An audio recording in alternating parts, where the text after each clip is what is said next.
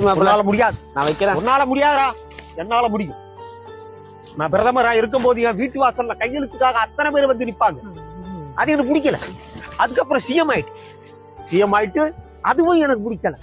அதுக்கப்புறம் நேரா என்ன பண்ண எம்எல்ஏ ஆயிட்டேன். துண்டு பாத்தியா? டேய் அவங்கிட்ட பேசிட்டு இருக்குமா நீ ஏன்டா குறுக்க பேசுற? டேய் சொல்ற அவை. டேய் எங்க வீட்டுல 1000 குதிரை வண்டி வளர்த்தோம். வந்து கேட்கறவங்களுக்கு எல்லாத்துக்கும் நான் அவார்டுக்கு தான் வச்சுக்கோ எடுத்து கொடுப்பேன் தெரியுமா? ஐயோ எப்படிப்பட்ட வாழ்க்கை தெரியுமாடா? அரசியல் பைத்தியம் போல.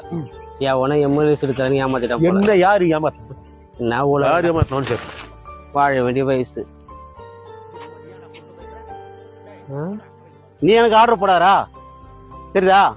எது என்ன பண்ணு எனக்கு தெரியும். வந்து கேட்கறவங்களுக்கு எல்லாத்துக்கும் நான் அவார்டுக்கு தான்.